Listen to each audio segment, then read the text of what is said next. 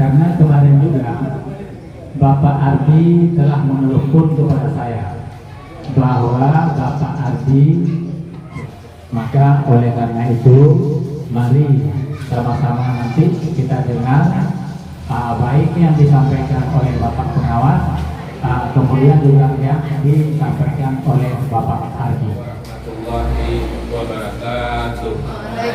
Ingin menyampaikan pengalaman bagaimana yang sudah didapat dalam mengikuti program guru penggerak.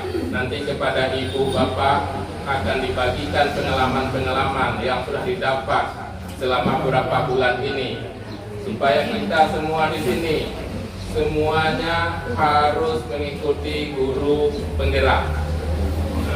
Jadi semua kita itu memang wajib ikut guru penggerak, karena guru penggerak adalah sebuah gebrakan, sebuah terobosan dari Menteri Pendidikan, yaitu Pak Nadiem Makarim, untuk memajukan atau untuk lebih memajukan pendidikan kita di Indonesia, khususnya di tempat kita ini. Karena sekarang kita sudah memasuki masa yang namanya transformasi digital pendidikan. Semuanya pakai menggunakan teknologi. Assalamualaikum warahmatullahi wabarakatuh.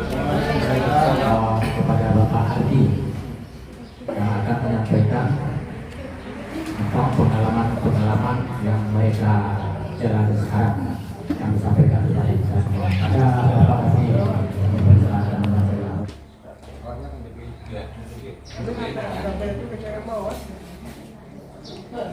Assalamualaikum warahmatullahi wabarakatuh. Alhamdulillah wa ta'ala puji dan syukur atas kehadirat Allah. Selawat dan salam kepada Rasulullah SAW. Yang saya muliakan para pahlawan-pahlawan yang tentunya telah banyak mencetak generasi yang menjadi pemimpin, yang menjadi manusia-manusia yang berakhlak, yaitu para ibu-ibu dan bapak-bapak guru yang terkenal dengan pahlawan tanpa tanda jasa. Terima kasih banyak telah hadir ke tempat kita yang berbahagia ini di Gugus 12. Pertama sekali saya meminta maaf karena kemarin ada pemberitahuan dari Ketua Gugus bahwa hari ini akan dibantu oleh Pak Pengawas. Kemudian saya berinisiatif karena saya sedang mengikuti pendidikan program guru penggerak. Kami ditugaskan untuk memberikan berbagi pengalaman selama kurang lebih 2 bulan pada modul 1 kepada ibu-ibu dan bapak-bapak guru hebat semua. Baiklah, mungkin nanti dalam penyampaian banyak kekurangan, banyak hal yang masih lupa atau apa maklum, saya masih dalam tahap belajar. Kemudian saya dalam tahap melatih diri untuk berbicara di depan hari, karena nantinya sebagai pemimpin tentunya kita dilatih dan harus bisa memberikan arahan dan berbicara di depan publik. Dan sekaranglah kami mencoba untuk belajar supaya terbiasa berbicara di depan ibu-ibu sekalian, karena sulit untuk berbicara di depan apalagi memegang bengkar lama. Baiklah. Tadi kalau Pak Pengawas menyampaikan kita telah aktif. Pada kegiatan saya ingin kita semua lebih aktif dalam mendengarkan, kemudian aktif di dalam menjawab mungkin ada pertanyaan-pertanyaan pemancing atau pertanyaan dari kami. Nanti Ibu Bapak saya akan lebih aktif untuk memberikan pendapat atau usulannya. Pertama sekali seperti biasa, kita akan membuat sedikit kesepakatan kelas.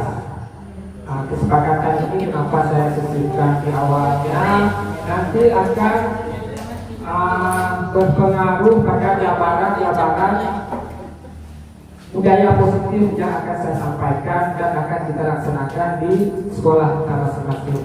Ini hanya sebagai ilustrasi bagaimana nanti ke depannya pada saat kita sendiri yang buat kesepakatan kelas.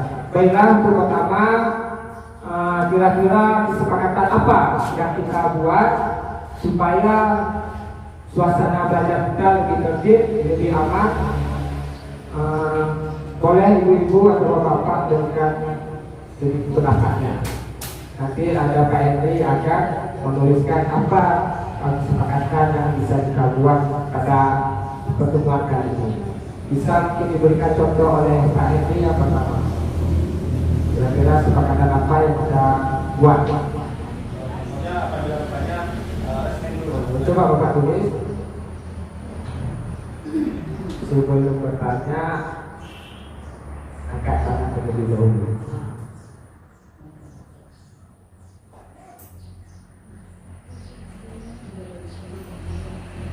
Boleh yang lain memberikan pendapatnya, kira-kira apa lagi yang harus kita terapkan untuk kesepakatan kelas kita hari ini? Ini kesepakatan kelas ini. Iya, untuk kesepakatan kelas kita Bu, untuk hari ini untuk kita. Ya, untuk kita. Bukan untuk sekolah, ini untuk kita dulu. Berarti yang pertama, apabila ada bapak ibu bertanya, jangan langsung bertanya, tetapi akan mengatakan terlebih dahulu dan suatu saat saya persilahkan baru bertanya. Itu yang pertama. Yang kedua, kerjasama Pak. Saling kerjasama, bekerja sama. Terus ada lagi yang lain?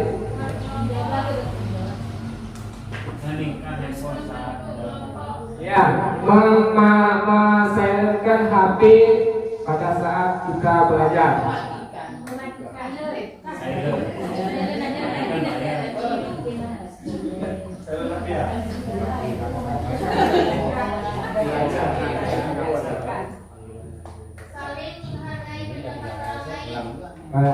Saling menghargai pendapat orang lain, menghargai pendapat orang lain.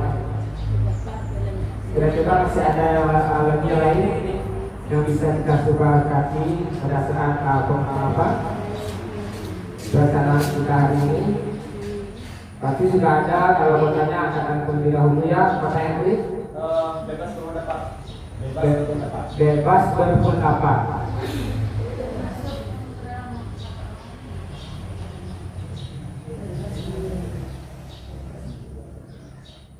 Masih ada lagi? Kalau tidak saya tambah satu. Saya tambah ya satu ya. Hadir seutuhnya. Hadir seutuhnya artinya kita hadir sini pikiran kita, tubuh kita, raga kita, jiwa kita semua hadir sini. Jangan tubuh kita sini, pikiran orang luar. Hati itu tidak utuh. Kalau hati sebetulnya jiwa raga kita hadir di tempat ini. Nah, baiklah, sudah ada 6 kesepakatan kelas kita yang telah kita sepakati bersama. Yang pertama, bertanya angkat dahulu, jika mendapat izin baru bertanya. Kedua, saling bekerja sama. Yang ketiga, mencairkan HP. Yang keempat, menghargai pendapat orang lain. Yang kelima, bebas berpendapat. Yang keenam, hadir solusinya. Oke ya, hadir ya. Hadir ya, dan sepakat ya. Oke, sudah dikunci Pak Henry. Baiklah, sekarang saya akan berbagi sedikit pengalaman tentang 2 bulan kami mengikuti pendidikan guru penggerak, di mana pada guru penggerak itu kami ditata dan diberikan pendalaman materi tentang kurikulum merdeka, khususnya kurikulum merdeka kita yang akan kita terapkan di tahun 2004 itu pasti di sini Bapak. Tidak ada tawar-menawar lagi. 2024-2022 tahun ajarannya pasti semua sekolah se-Indonesia wajib menerapkan kurikulum merdeka. Di mana dalam kurikulum mereka itu diadopsi semua dari pemikiran filosofi Ki Hajar Dewantara. Di mana menurut Ki Hajar Dewantara untuk pekerjaan itu ada istilahnya mendidik serta menuntun. Di mana maksud menuntun ini, kita sebagai guru harus bisa menuntun anak sesuai dengan kodratnya, baik itu kodrat alam maupun kodrat zaman. Apa yang dimaksud dengan kodrat alam? Kodrat yang sudah ditentukan oleh Allah di atasnya. Itu kodrat alam dan tidak bisa kita rubah. Sedangkan kodrat zaman, kodrat yang akan bergeser, berubah menurut ketentuan zaman. Mungkin di tahap kita lagi belajar di sekolah SD, kita masih sering dihukum, sering ditugaskan itu menurut zaman kita dulu. Sekarang guru bukanlah satu-satunya sumber pengetahuan, tapi murid sudah dapat mengakses pengetahuan sebelum kita tahu. Tinggal dia berbicara dengan orang Google ini apa, orang Google langsung tahu. Kita kadang-kadang belum tahu, tapi ada bisa tahu. Makanya menurut Ki Hajar Dewantara, pendidikan sekarang tidak lagi berpusat pada guru, tetapi berpusat pada siswa. Tugas guru apa juga? Memfasilitasi, kemudian membimbing, memotivasi ya. Cuma itu tugas guru sekarang. Menurut Ki Hajar Dewantara. Kemudian tadi sudah berkodrat. Kalau anak tumbuh menurut kodratnya, artinya itu anak itu bisa tumbuh berkembang dan bisa hidup bahagia selamat di dunia dan di akhirat, baik dia sebagai manusia maupun sebagai anggota masyarakat. Itulah tujuan pembelajaran yang diharapkan menurut filosofi Ki Hajar Dewantara. Karena Ki Hajar Dewantara mengibaratkan anak itu seperti umpamanya padi. Kita ini petani. Padi itu tidak bisa kita rubah nasi buahnya menjadi jagung. Itulah kodrat anak. Kodrat padi tadi pasti dia berbuat menghasilkan padi untuk kita konsumsi dari nasi. Tugas kita ini sebagai guru, sebagai petani tadi tidak bisa merubah padi ini menjadi pepaya, menjadi sesuatu yang bukan kodrat dari padi. Cuman guru ini mampu dia mengolah padi ini bagaimana supaya padi itu tumbuh subur. Padi itu tidak terkontaminasi, tidak diganggu oleh hama atau sesuatu yang bisa merusak padi. Itu kan yang bisa dilaksanakan oleh petani, baik yang memberi pupuk, menyemprot dari gangguan hama, memberi pagar pada padi supaya tidak datang kambing, ayam dan sebagainya. Itulah tugas petani. Ibaratnya kita dulu, kita tidak bisa merubah korban anak tersebut. Ini anak ini kita hadirkan jadi seorang pemimpin, misalnya Pak Jamat, kita anggap kita tidak bisa merubah anak itu untuk jadi Pak Jamat. Dia pasti akan jadi Pak Jamat. Tugas kita ini apa? Menjadikan Pak Jamat itu yang berkarakter, berakhlak mulia. Itulah tugas guru sekarang. Itu menurut kurikulum Merdeka Belajar. Oke, saya tidak berpanjang masalah itu. Sebenarnya itu hanya sekilas info saja. Yang ditugaskan kepada kami adalah memberikan pengalaman-pengalaman tentang budaya positif di modul 1.4. Kalau yang sebagai pendidikan guru penggerak. Baik, saya next Pak Henry. Oke. Sebelum kita lanjutkan, saya ingin dulu ingin tahu tentang pendapat Bapak Ibu tentang pertanyaan pertama. Coba apa ya? Nomor 1, hukuman dapat mendisiplinkan anak. Bagaimana menurut pendapat Bapak Ibu? Betul apa salah? Apa rasanya? Coba kalau ada seorang angkat-angkat, berikan pendapatnya. Memberikan hukuman kepada anak, apakah dapat mendisiplinkan anak? Betul apa tidak? Dan jelaskan sedikit alasannya.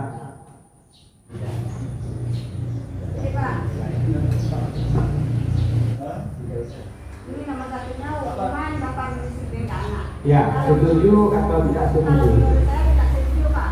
Alasannya, Bu? Karena apabila anak kita buat hukuman menjadi disiplin ya, supaya disiplin, pasti anak itu akan meronta, Pak. Sehingga disiplinnya itu cuma di depan kita, di belakang kita anak tak dia. Jadi nggak jadi disiplinnya. Nah, ya intinya, Anak takut sama guru aja. ya intinya tidak setuju karena disiplin dengan hukuman itu hanya bersifat sementara atau dia takut dikabulkan hukuman karena dia tidak disiplin. Kami Pak. Ya, Pak Guru Kami silakan. kenapa Pak? Karena kami tidak setuju karena kalau kita mendidik anak secara otoriter pasti anak itu akan membandel Pak.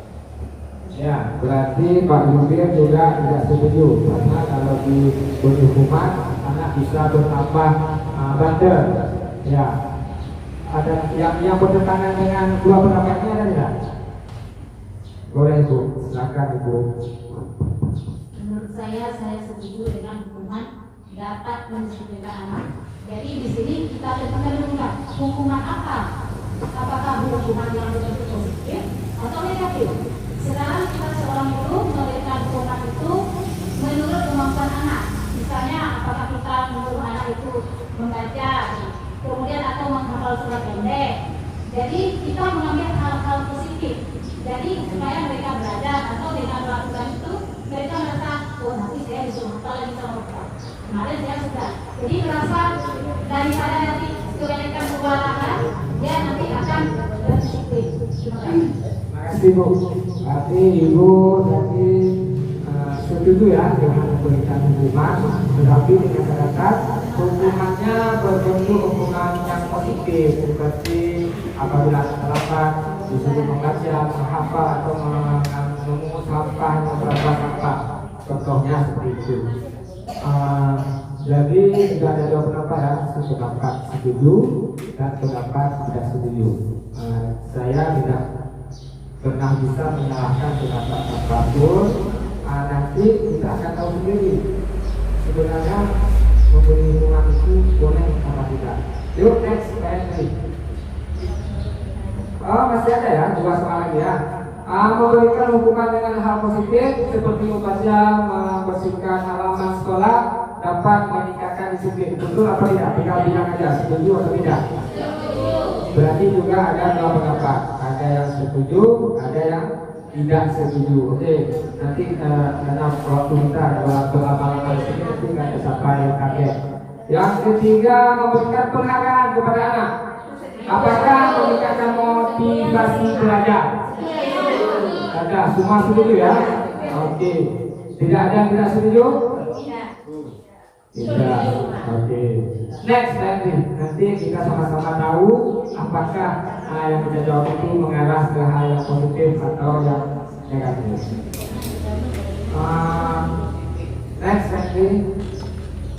Next. Oke. Kita mulai dari perubahan paradigma. Di sini ada sebuah ilustrasi. Ilustrasinya sebuah genggaman tangan.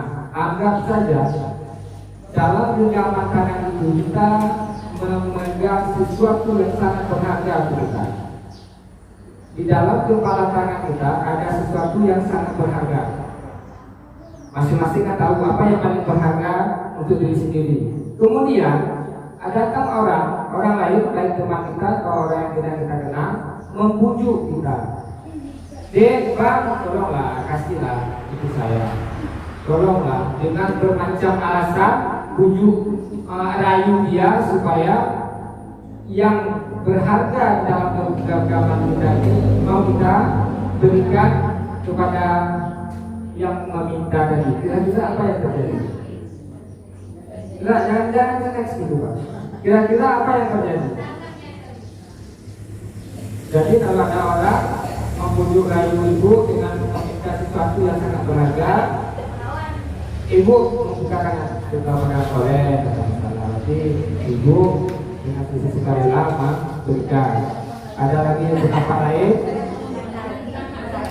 Jangan keliru, itu kan ilustrasi. Bisa saja itu sesuatu yang ada dalam diri kita. Misalnya ada datang seorang, bu kasihlah suaminya ke saya. Itu kan sesuatu. Ini kan ilustrasi. Ya, ini ilustrasi. Berarti bisa kita jangan berpikir hanya di kanan. Yang kita pikirkan untuk kita sesuatu yang berharga pada diri kita. Yang ada pada diri kita diminta untuk orang lain dengan cara membujuk atau merayu atau dengan kata-kata indah dan manisnya. Apa yang terjadi? Tidak ilustrasi di kanan. Apa yang terjadi? Ya, ada yang mengatakan akan melawan, tidak memberikan dengan semudah membuka telapak tangan. Ya, berarti ada yang membuka telapak tangan dengan ikhlas, ada yang tidak. Next, please, kita lanjut. Nanti kita jelaskan. Ya, pada saat ilustrasi telapak tangan, kita akan membahas posisi kontrol. Guru tidak bisa mengontrol muridnya. Murid itu anggaplah sebuah telapak tangan tadi. Kita ingin mengontrol murid dengan pemikiran dan prinsip kita. Pada setiap orang pasti punya prinsip hidup sendiri, punya pola pikir sendiri, punya sesuatu yang berbeda dengan yang lain. Setiap makhluk pasti seperti itu. Datang kita di sekolah, anak-anak harus seperti ini. Dari anak 1 sampai anak sekian harus seperti kata kita. Artinya apa? Kita sudah mencoba mengontrol anak ini dengan kemauan kita. Walaupun menurut kita itu positif, tapi kita tidak tahu anak itu sebenarnya maunya yang positif itu bagaimana. Karena yang kita pikir sesuatu yang positif itu menurut pendapat kita. Datang orang lain pada saat memberikan alasan supaya ada lagi positif yang model lain yang bisa kita terapkan. Pada saat kita ingin mengontrol murid dengan segala ancaman, segala bujuk rayu kita, mungkin ada yang memberikan ikut dengan apa yang kita mau dengan ikhlas, ada yang juga yang tidak mau. Itu nanti akan kembali kepada 5 kebutuhan pokok. Setiap manusia itu punya kebutuhannya. Apapun yang kita lakukan pasti menurut kemauan dan kebutuhan kita. Mungkin dia memberikan dengan ikhlas tadi. Mungkin pasti dia tahu alasan untuk memberikan dengan ikhlas. Oh, mungkin saja itu memang berharga, tapi kalau tidak saya berikan, saya terancam nyawanya. Artinya kebutuhan yang kita berikan adalah kebutuhan untuk bertahan hidup. Itu contoh. Ada kebutuhan kita mempertahankan tidak memberikan yang berharga pada kita, apapun alasannya, baik kita memberontak, berdiri, melawan, terserah, kita tidak, pasti ada alasan A dengan alasan B berbeda, padahal tukang buruhnya sama. Itu contohnya kita implementasikan ke murid. Artinya setiap murid itu tidak sama. Itu yang harus kita tanamkan dulu. Jangan memandang murid itu dia kan anak saya kasih ini kan untuk kebaikan dia. Kan itu yang kita paham sekarang. Jangan untuk kebaikan, tapi anak ini kan berbeda. Berbeda cara maunya, berbeda cara pikirnya, sudut pandangnya. Kita kalau saya ambil gelas ini, kita kasih tahu apa, suruh lihat sama ibu. Tidak semua itu melihat ini di satu titik. Ada yang melihatnya di pipet, ada yang melihatnya di tutup atas, ada yang di bawah. Ada berkah sama yang saya suruh lihat, tapi sudut pandang kita berbeda. Apakah salah kalau dia bilang itu ada pipet Pak? Tidak salah, kenapa? Memang ini bagian dari berkah yang harus kita dilihat. Itu pertama sekali yang harus kita dekatkan, bahwa tidak, seorang guru itu tidak bisa mengontrol anak dengan kemauan kita. Next pattern. Nah ini stimulus respon dan teori kontrol pilihan tadi. Saya rasa ini kita next juga Pak. Nanti bahannya bisa saya kirim ke grup, bisa dilihat sendiri. Apakah mana sedikit? Ya, kita masuk ke masalah disiplin tadi. Disiplin berasal dari bahasa Latin yang artinya belajar. Makna asal dari kata ini berkonotasi dengan disiplin diri dari murid dan batu. Namun dalam budaya kita Indonesia umumnya, Aceh khususnya, masalah makna disiplin itu sudah berubah. Sudah tidak lagi memaknai tentang belajar, tetapi makna disiplin yang kita asumsi sekarang cenderung menghubungkan dengan disiplin yang ketidaknyamanan, bukan dengan apa yang dihargai atau pencapaian sesuatu yang mulia. Kita kalau dari segi disiplin yang terbayang, dia tidak tepat waktu, dia tidak menuruti ini, dia tidak melaksanakan itu, kan itu yang disiplin dalam. Sebenarnya disiplin bukan masalah disiplin saja. Disiplin itu adalah belajar dari apa? Dari kesalahan. Kita marah kepada anak yang berbuat salah. Apakah kita tidak pernah berbuat salah? Bahkan sering kita berbuat salah. Apakah tidak pernah kita mengukur diri kita? Pada saat kita buat salah, anak-anak datang jam 8 itu sudah kita hukum. Kita datang jam 8.15, pernah nggak kita hukum diri? Oh, anak-anak kemarin sudah suruh ambil sampah. Karena udah jam 8, 15, berarti kalau anak-anak 10 helai sampah, kita 30. Pernah tidak? Tidak. Tapi kenapa kita tega menghukum anak dengan kesalahannya? Karena kesalahan itu sesuatu yang lumrah, sesuatu yang bisa terjadi dan biasa terjadi. Cuma setiap kesalahan itu harus kita rubah, jangan menjadi kebiasaan kesalahan.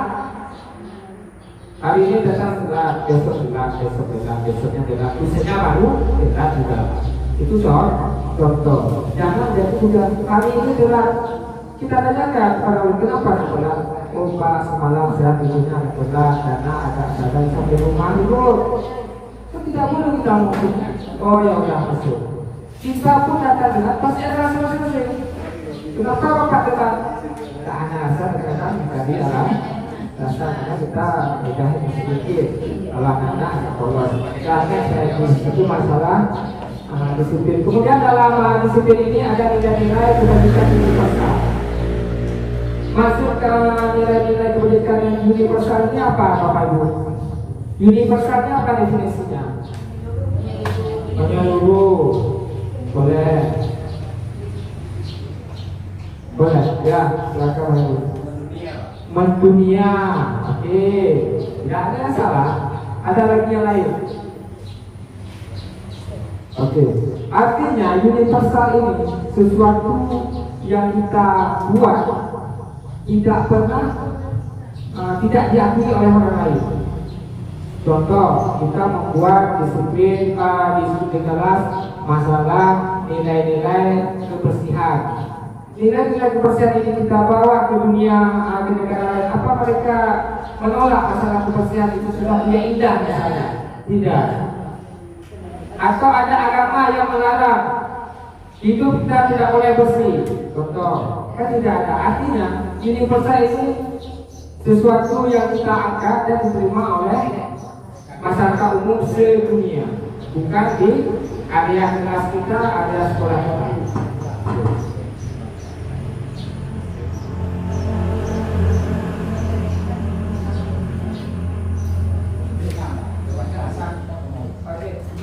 Ya, kita naik sampai yang cepat.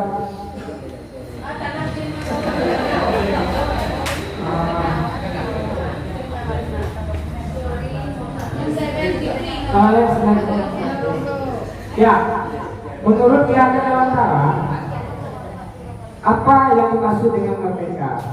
Merdeka artinya tidak hanya terlepas dari perintah, akan tetapi juga cakap membuat memerintahkan diri sendiri. Itulah orang merdeka. Ini perintah orang tidak mau dituruti, diri sendiri pun tidak bisa diatur untuk menjadi sesuatu yang politis. Itu tidak merdeka. Aneh kayak itu. Kembali ke jawaban tadi ya. Kita sudah masuk masalah dihukum oleh penghargaan. Tadi kan ada soal nantinya dengan berikan penghargaan kepada anak, apakah boleh atau setuju atau tidak setuju. Kita bahas bahwa penghargaan berlaku sama dengan hukuman.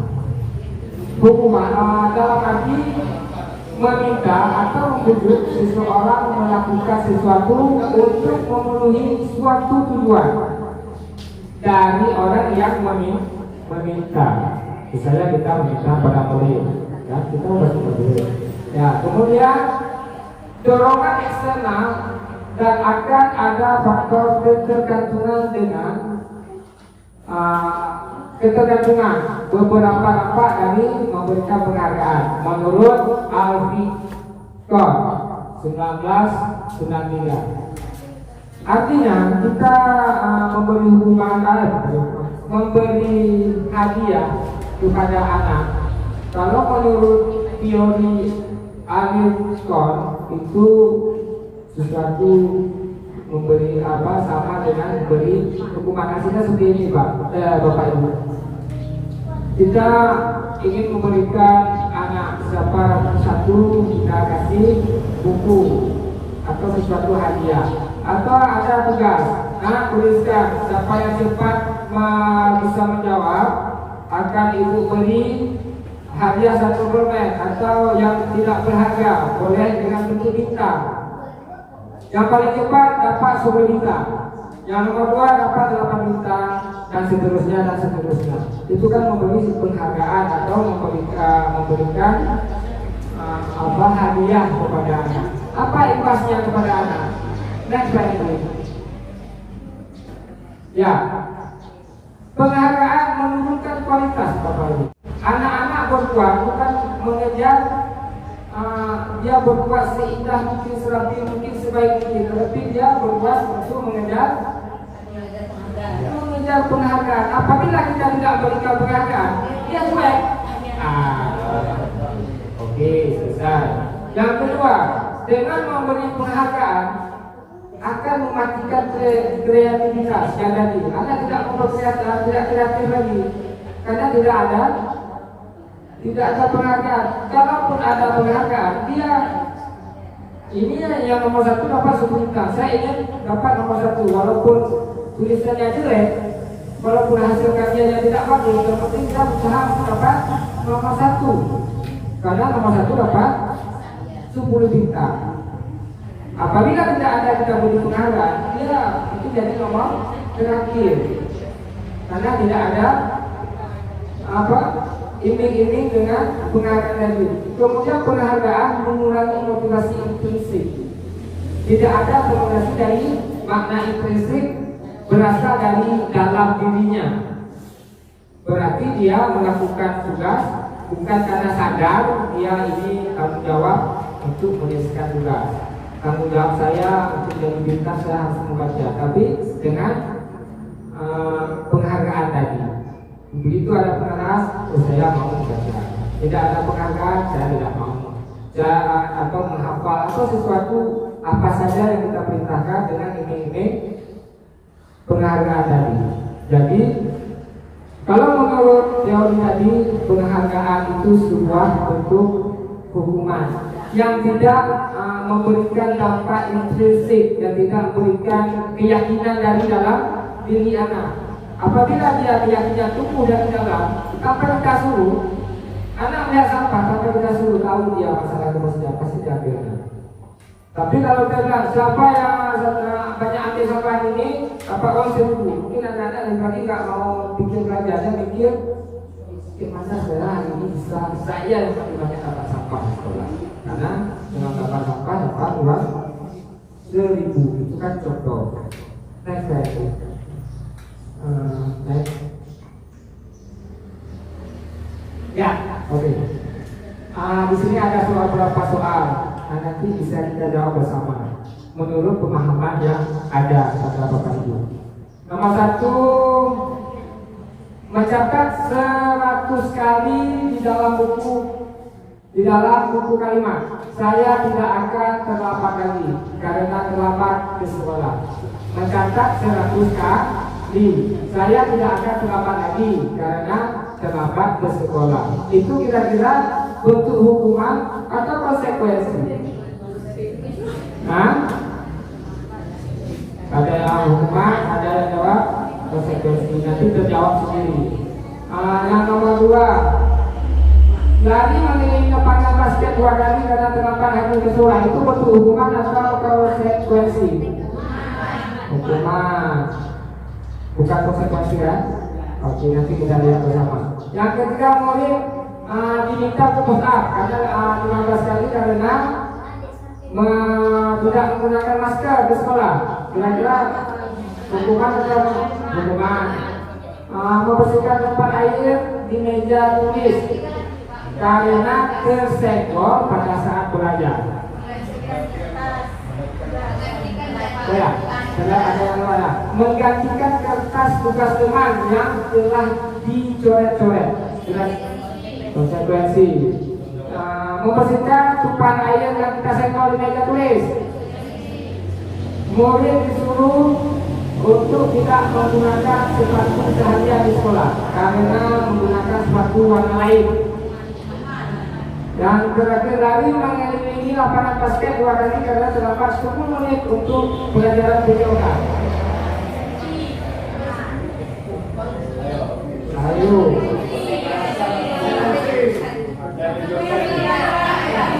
Ada yang bilang hukuman, ada yang apa? Ya, ada yang belum apa. Nanti akan terjawab oleh. Ada yang jawab Pak Muslim konsekuensi karena sesuai dengan keadilan. Oke, next, nanti kita jelaskan kalau tidak ada ya. Lari mengelilingi lapangan. Kenapa kita bilang konsekuensi?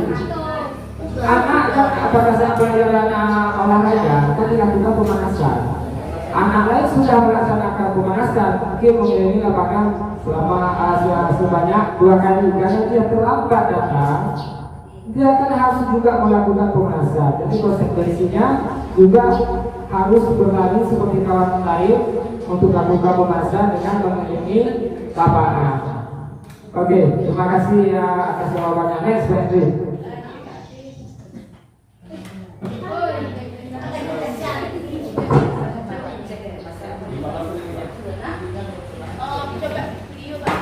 Kemudian perbedaan hukuman dan konsekuensi. Hukuman suatu yang menyakitkan harus terjadi, sedangkan konsekuensi sesuatu yang harus terjadi. Kita next lagi. Kita masuk ke budaya positif aja. Oke, di situ. Restitusi. Restitusi adalah proses menciptakan kondisi bagi murid untuk memperbaiki kesalahan mereka sehingga murid bisa kembali ke kelompoknya dengan karakter yang lebih kuat. Nanti akan kita jelaskan. Next slide. Ya, definisi ada 9. Bukan untuk menembus kesalahan, namun untuk belajar dari kesalahan, memperbaiki hubungan, tawaran, bukan paksaan, menuntut untuk melihat ke dalam diri, mencari kebutuhan, resolusi mengembalikan murid yang berbuat salah pada kelompoknya. Next slide. Ya, kita masuk ke keyakinan jelas. Next slide. Ya, mengapa tidak peraturan saja? Mengapa harus keyakinan kelas? Kita harus terlebih dahulu tahu apa arti dari keyakinan dan arti dari peraturan. Peraturan pada konsepnya, pada dasarnya lebih menamakan kalimat-kalimat paksaan. Jangan, tidak boleh, ya sama memang tidak. Harus itu biasanya pada peraturan. Sedangkan pada keyakinan, ya, pada keyakinan itu lebih mewujudkan pada keyakinan yang tertanam dari dalam diri siswa atau kita. Itu perbedaan antara peraturan dan mewujud kalimatnya tidak lagi menunjukkan pada kalimat perintah, tetapi contohnya harus membuang sampah pada tempatnya. Kalau keyakinan itu bisa menjaga kebersihan. Tidak ada lagi kata harus membuang sampah pada tempatnya. Diganti menjadi menjaga kebersihan. Artinya apa? Anak-anak tahu di mana saja, kapan saja. Menjaga kebersihan itu adalah suatu yang harus dilakukan, baik di sekolah maupun di lingkungan keluarga. Di positif itu Pak. Jadi Pak di atas Pak, yang di sekarang.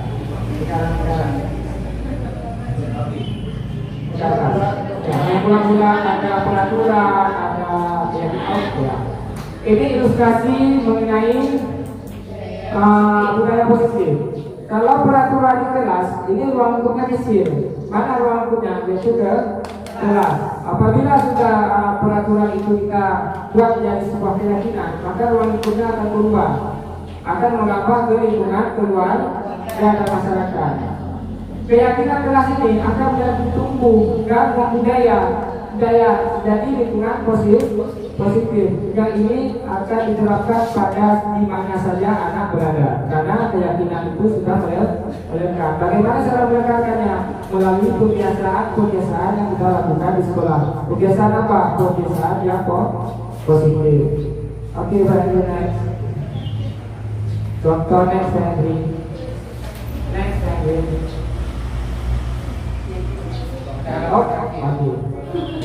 Di sini ada pertanyaan pemanggil. Kita sama-sama menjawab. Peraturan selalu kembalikan buku ke tempatnya. Kira-kira keyakinan dalam bentuk keyakinan itu apa yang bisa kita tuliskan? Selalu mengembalikan buku ke tempatnya. Kira-kira bentuk keyakinan itu apa? Disiplin. Jujur. Tidak ada masalah. Tanggung jawab. Perhatian. Udah, kita lanjut ke yang kedua. Dilarang mengganggu orang lain. Kira-kira bentuk keyakinan apa? Kalimat keyakinan yang kita tuliskan, yang kita sepakati nanti. Menghargai orang lain. Menghormati. Oke, yang ketiga, hadir sekolah 15 menit sebelum berjalan di pelajaran dimulai. Disiplin, tepat waktu. Lain, kita lanjut. Bergantian, dilarang menggunakan narkoba.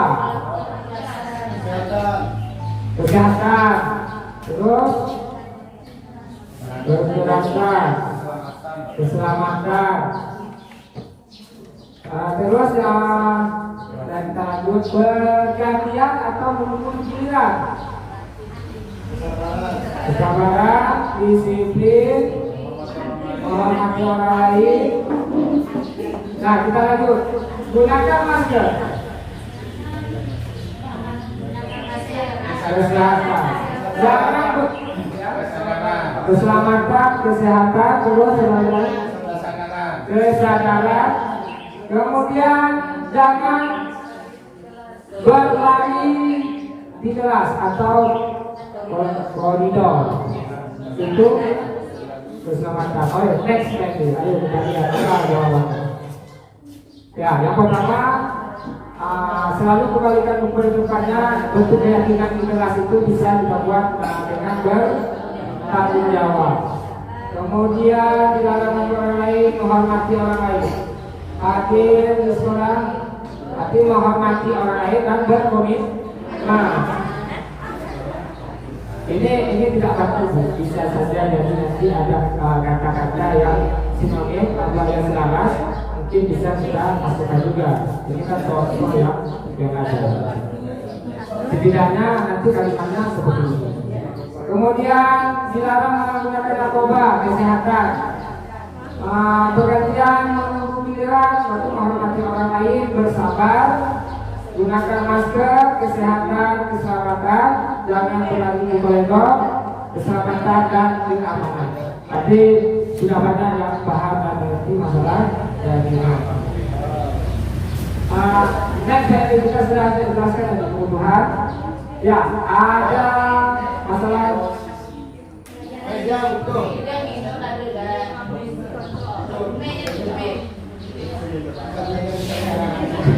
Oke, pada 5 posisi kontrol, yang pertama ada posisi penghukum atau menghukum. Bisa yang kiri ya, kita ini menghukum. Kemudian ada posisi kontrol kita. Posisi kontrol kita sebagai guru dan orang tua. Bebas ini ya, jangan berpikir di sekolah saja, tapi di rumah juga berlaku. Kemudian membuat rasa bersalah.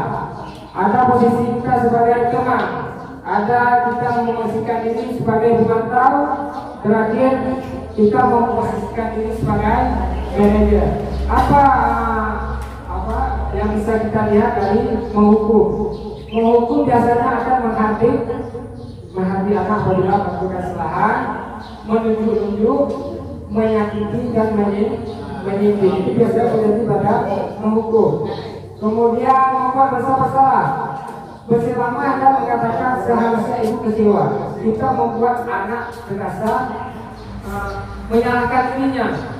Nah, coba lihat kamu datang sekolah asal ibu, orang tua kamu di sana, kamu ingat tidak? Contoh, pertama itu nyari uang ke sawah, ke gunung, ke laut macam. Tidak sayang dengan orang tua kamu yang cari uang untuk kamu, sedangkan kamu tidak seperti ini, sehingga anak merasa bersalah untuk dirinya sendiri. Cenderung anak akan jadi pendiam dan tidak aktif lagi, karena dia selalu merasa ya saya orang tua. Artinya daripada banyak habis uang orang tua saya, mending nggak usah sekolah aja. Mending saya juga cari uang. Banyak hal negatif pada saat kita menempatkan diri sebagai membuat rasa bersalah pada anak. Kemudian ada teman, posisi teman, di mana posisi teman ini membuat alasan untuk murid. Contohnya, ayolah lakukan itu. Seperti kita berbicara dengan teman, ayolah bantu aku. Kan ini enggak. Besok lagi, misalnya baru ya gitu. Kira-kira seperti itu. Kemudian pemantau. Pemantau ini dia tugasnya mengukur dan menghitung. Tidak ada mau tahu. Contohnya ada seorang anak datang ke sekolah tidak memakai sepatu warna hitam. Di sekolah kita terapkan peraturan tentang sepatu warna hitam. Apabila tidak memakai sepatu warna hitam, konsekuensinya sepatu harus dilepas, anak belajar tanpa sepatu. Kalau para pemantau, dia tidak mau alasan. Datang, kenapa kamu coklat, buka sepatu, taruh di sana, belajar saya atau pakai sepatu. Walaupun anak bilang, Pak, semalam saya ada acara Pak, saya di rumah Pak sendiri, saya tidak bisa tidur, saya tidur terlambat. Paginya buru-buru, saya salah ambil sepatu Pak. Saya sudah terlambat sepatu warna coklat. Itu posisi mata tidak menerima alasan. Apa yang dia lihat, apa yang tetap itu yang dia laksanakan menurut konsekuensi yang ada di sekolah. Kemudian yang terakhir posisi manajer. Pada posisi manajer ini biasanya guru mengajukan pertanyaan-pertanyaan kepada siswa. Apa yang kita yakini? Apa yang bisa kamu kerjakan untuk memperbaiki kesalahan? Saya ilustrasikan, ada seorang anak melakukan kesalahan. Misalnya bermain di lokal, kemudian menendang kena badan di lokal sampai batu. Itu seorang guru tidak langsung memarahi, tetapi melakukan pertanyaan-pertanyaan. Next lagi, dia lanjut, dia jelas itu di eksekusi. Ya. Pada posisi manajer itu pada saat melakukan kesalahan, dia akan melakukan teori segitiga restitusi. Apa yang pertama? Yang pertama menstabilkan identitas. Pada saat anak melakukan kesalahan, dia tidak langsung bertanya atau menyalahkan murid, tapi dia menstabilkan dulu, menenangkan murid. Misal satu dengan satu lagi beribut mereka, tidak perlu bilang, kamu yang salah, memang kamu yang sering berbuat salah. Kita stabilkan dulu, sudah tidak apa-apa. Nanti kita cari solusi bersama sehingga perasaan anak yang tenang. Apabila perasaan anak sudah tenang, baru kita lanjutkan memvalidasi kebutuhan. Kebutuhan apa? Kita bisa ada apa? Biasanya kita itu untuk membuat kesalahan itu biasa, tapi karena kita ulang, Bapak juga pernah salah, sehingga anak jadi lebih kuat. Dia tidak merasa kenapa ya saya selalu yang membuat kesalahan. Rupanya dia tahu tidak cuma dia yang melakukan kesalahan, Bapak dulu waktu usia kamu juga melakukan kesalahan. Jadi kesalahan itu bukan sesuatu yang sama sekali tidak boleh. Kesalahan itu sesuatu yang biasa terjadi, cuma bagaimana kita menyikapi kesalahan itu dan memperbaiki diri. Sesudah kita memvalidasi kebutuhan, baru yang ketiganya menanyakan keyakinan. Kira-kira dengan kamu sudah menjatuhkan barang di kelas, keyakinan keras apa yang sudah kamu langgar? Saya pasti akan menjawab kalau kita sudah membuat keyakinan keras. Makanya dari kemarin kita sudah jauh-jauh hari membuat keyakinan keras. Karena dengan adanya keyakinan keras yang dibuat oleh murid sendiri, kita cuma memfasilitasi. Kita cuma menulis keyakinan murid. Kita bisa pulang. Keyakinan apa yang sudah kamu lakukan? Oh, tidak menjaga barang sekolah, Pak, misal. Ataupun mengganggu ketertiban, dia libur bisa, misalnya seperti itu. Jadi sebagai guru kita tidak menanyakan saja keyakinan apa yang sudah kamu lakukan. Ya akan sadar sepuluh ya, saya sudah melanggar keyakinan ini. Terus orang tua akan bertanya lagi, kira-kira kalau kamu sudah melakukan kesalahan dengan menjatuhkan beban, kira-kira apa yang bisa kamu kerjakan untuk memperbaiki kesalahan? Anak akan berpikir, Papa kemarin tadi tidak itu, gara-gara saja. Kerjanya cuma sedikit, ambil Bapak kita sangkut pada sahabat, kita pasang lagi seperti semula, selesai perkara. Jadi begitu anak datang memperbaiki, dia kembali ke kelompoknya, ke teman-temannya, dia tidak merasa bersalah. Dia semakin kalau saya melakukan kesalahan, tapi saya mampu menyelesaikan masalah dari kesalahan saya. Sehingga anak ini tidak malu, anak ini tidak beda dengan kesalahannya, tapi dia menjadi lebih kuat. Berarti besok kalau kita ada anak melakukan, jangan tergesa-gesa menyalahkan anak, tapi carilah solusi. Bukan kita yang cari, solusi yang dicari oleh anak itu sendiri, supaya anak itu telah mandiri dalam menyelesaikan masalah-masalah dalam kehidupan sehari-hari, baik di sekolah, di rumah, dan itu pun akan tumbuh bukan dari eksternal, tapi tumbuh dari intrinsik, dari dalam dirinya sendiri. Oh, berarti nanti kalau saya ambil punya kawan, kawan akan marah.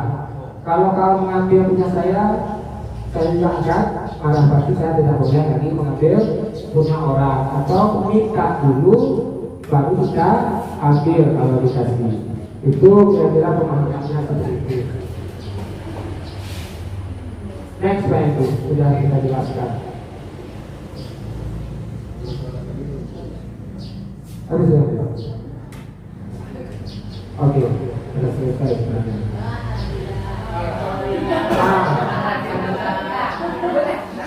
Kira-kira dari pengalaman kami tadi ada tidak yang ditanyakan? Mungkin kalau saya pun tidak bisa menjawab itu, bisa sama-sama kita jawab, sehingga apa yang jadi selama ini menjadi masalah pada saat kita menjadi guru bisa terjawab, bisa tercatat, dan bisa kita laksanakan pada saat kita kembali ke sekolah. Saya persilakan kepada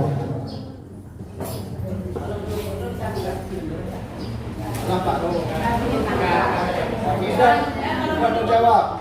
Kalau menurut kan selesai. Kita mengerti. Oh, Kita menyenangkan pengalaman. baik, kita refleksikan. Menyenangkan lah kita kan. Ada ketawa kan. Suasana kan deh, Bang. Enak kan? Mungkin kata-kata waktu kita tadi sudah sama pengawasan anak-anak. Seharusnya kita minta pengawasan saja, bukannya sampai sengaja molor-molornya. Ayo kita saksikan apa yang sudah kita pelajari pada hari ini, pengalaman yang sudah saya bagikan kepada ibu. Ternyata Bu, untuk mengikuti guru penggerak itu pertamanya itu dalam pikiran kita, saya nanti sibuk sekali gara-gara tugas-tugas dari guru penggerak. Nanti saya tidak bisa membuat video, membuat ini, membuat itu pada awalnya. Begitu saya masuk ke modul 1.1 itu mulai rasa-rasa ya banyak kali tugas, ditambah posisi saya sebagai sekolah. Saya harus waktu untuk PDP, untuk kepala sekolah, untuk kepala keluarga, untuk sebagai teman dan macam-macam lain. Kita terasa. Begitu masuk ke modul 1.2, rasa itu kayak biasa. Tidak ada terasa sulit, tidak terasa mudah, tidak. Dia masih biasa, standarnya biasa. Begitu masuk ke modul titik 3 di modul selanjutnya 1.2, itu lebih menjadi penasaran sebenarnya apa. Karena wawasan kita terlalu banyak yang bertambah, baik dari bidang IT, bidang pengetahuan tentang kurikulum mereka, bidang public speaking. Ini yang sangat diharapkan. Kami dilatih untuk bisa berdiri di depan, berbicara, mengajak ibu-ibu berbicara, mengajak ibu-ibu aktif, tidak usah dengan mendengarkan ceramah-ceramah. Seharusnya saya bisa membuat lebih aktif karena keadaan itu. Karena kita sangat singkat, jadi permainan atau soal-soal pemantik saya lewatkan, banyak yang saya lewatkan. Jadi yang terakhir pesan saya, kita kembali ke sekolah nanti oleh-olehnya. Ayo sama-sama kita buat keyakinan keras di kelas kita masing-masing. Dengan adanya keyakinan keras, apabila melanggar kedisiplinan atau melanggar aturan-aturan, dia melanggar peraturan dirinya, bukan peraturan dari sekolah, bukan peraturan dari guru, tapi dia melanggar peraturan dirinya. Apabila dia melanggar peraturan dirinya, dia akan cepat ke sana. Pada saat kita beri pengarahan, dia akan merasa cepat ke sana. Contoh kita buat kesepakatan tadi. Di situ dari tadi kan kita tidak mendengar habis. Kenapa? Kita sudah buat kesepakatan menyelesaikan HP. Begitu ada kita kunci, oke, saya lihat HP. Ini semua ambil HP langsung saya sehingga tidak mengganggu proses acara kita pada hari ini. Itu contoh. Apabila ada satu yang ternyata HP-nya masih berdiri, pada saat berbunyi semua orang kan memandang. Kita dapat dilihat, dapat dikatakan, dapat kita sudah marah. Apa kita rasa? Ya, saya sudah bilang tadi sudah sepakat tidak ada bunyi-bunyi HP mereka bisa bunyi kalau itu padahal tidak sengaja. Tapi kita marah dan tadi saya tidak akan mengulanginya.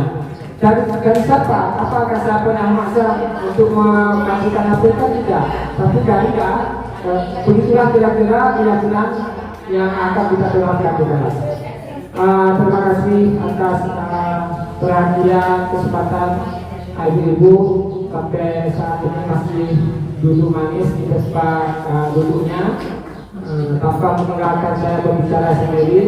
Alhamdulillah, nanti kalau ada kawan-kawan yang tergerak hatinya untuk mengikuti CGP, silakan begitu. Tidak ada cerita saya tidak bisa atau susah sekali tidak ada waktu, tidak. Kuncinya ada tugas laksanakan. Jangan itu, yang itu tidak itu kuncinya. Ada tugas langsung buat, ada tugas langsung buat.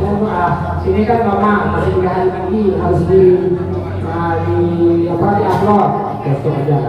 Besok depannya sudah ada tugas lagi. Lusanya sudah dimakan pakai buat akhirnya pekerjaan kita mengumpul. Kuncinya jangan pekerjaan itu kita tunda, itu udah kunci. Terima kasih sekali lagi Bu, Bapak Guru Hebat. Saya akhiri, wabillahi taufiq wal hidayah. Assalamualaikum warahmatullahi wabarakatuh.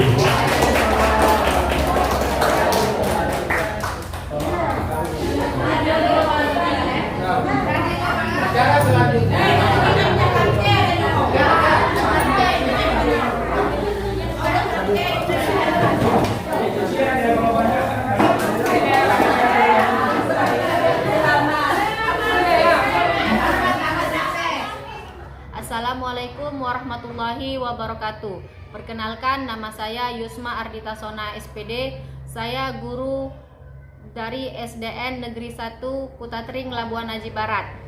Menurut saya, apa yang telah disampaikan oleh Bapak Ardi dalam acara diseminasi ini mengenai budaya positif dengan menerapkan keyakinan kelas, saya baru paham dampak dari keyakinan kelas dapat membuat suasana belajar yang aman, nyaman, serta meningkatkan kedisiplinan, rasa tanggung jawab, serta mandiri pada peserta didik.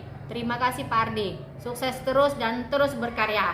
Assalamualaikum warahmatullahi wabarakatuh. Assalamualaikum warahmatullahi wabarakatuh.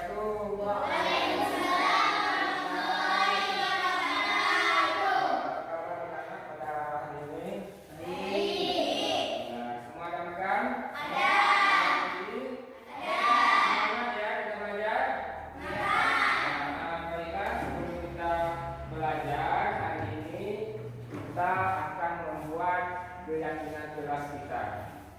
Untuk apa keyakinan kelas itu? Supaya belajar kita di dalam kelas jadi tertib, disiplin, dan menyenangkan. Tidak ada yang mengganggu. Nanti untuk membuat keyakinannya, Bapak akan bagikan kertas. Di kertas ini kalian bisa menulis keyakinan apa yang kalian yakini supaya suasana kelas kita, suasana belajar kita jadi aman, jadi tertib, dan jadi menyenangkan.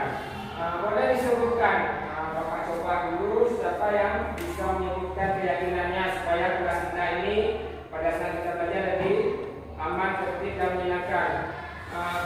Siapa yang bisa menyebutkan? Ya, coba yakin. Tidak boleh ribut. Ya, bagus. Kalau saya tadi sudah menyebutkan tidak boleh ribut. Tidak boleh ribut. Ada lagi yang lain? Ya, sebelah kanan. Ya, boleh. Berarti kalian sudah mengerti masalah apa sih yang harus saya sampaikan, harus saya tuliskan nanti, keyakinan-keyakinan yang harus kita sepakati. Nanti Bapak akan membagikan kertas, kalian bisa menulis apa saja keyakinan yang menurut kalian di kertas yang akan kita tempelkan di papan. Baru kita lihat mana yang cocok, yang relevan dengan suasana kelas supaya aman dan menyenangkan saat kita belajar.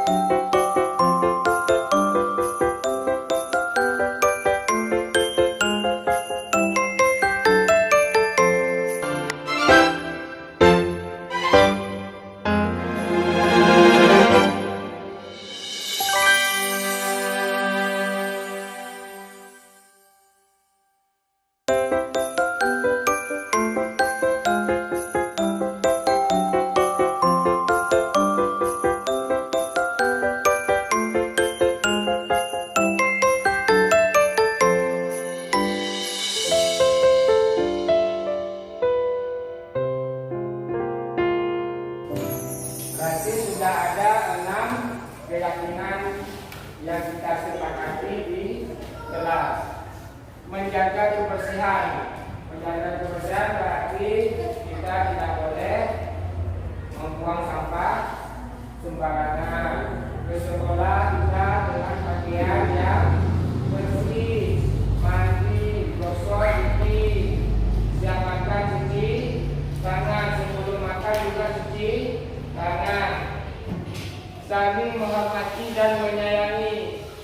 Kita saling menghormati antar kawan, menghormati guru juga menyayangi murid.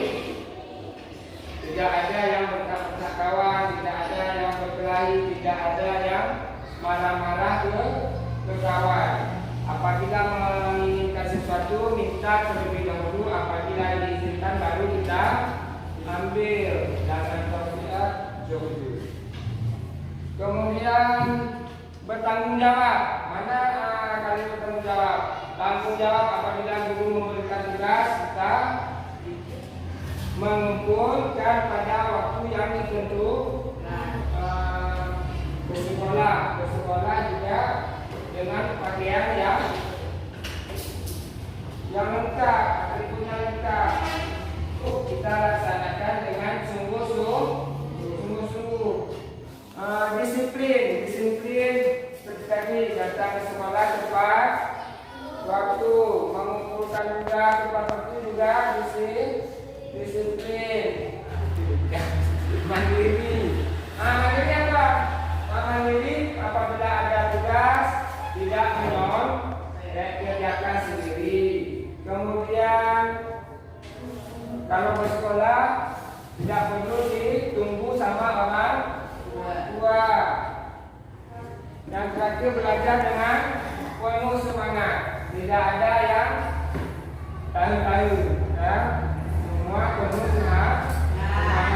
Berarti sudah ada 6 kesepakatan keyakinan kelas yang sudah kita sepakati bersama. Nanti keyakinan kelas ini kalian tanda tangani supaya Jelas bahwa ini adalah keyakinan yang kami buat dan kami yakini serta harus kami jalankan dengan baik. Untuk keyakinan keras ini nanti kita tempel di dinding supaya setiap hari dilihat, setiap hari dibaca, jangan sampai lupa. Pada saat kita ingin melakukan suatu usaha, kita teringat bahwa saya pernah membuat keyakinan tidak boleh menolong.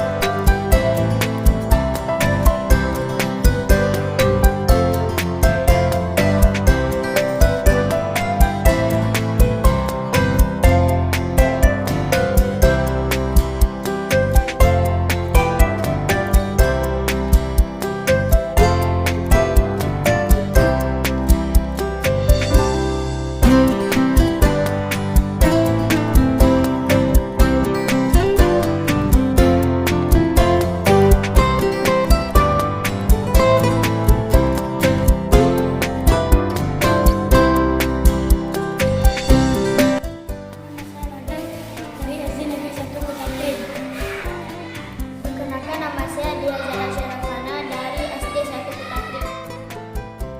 Senang sekali. Sangat bersemangat dan seru sekali.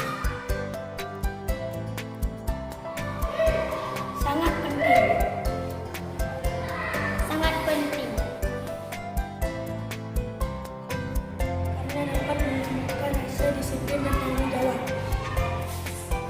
Karena dapat membuat kita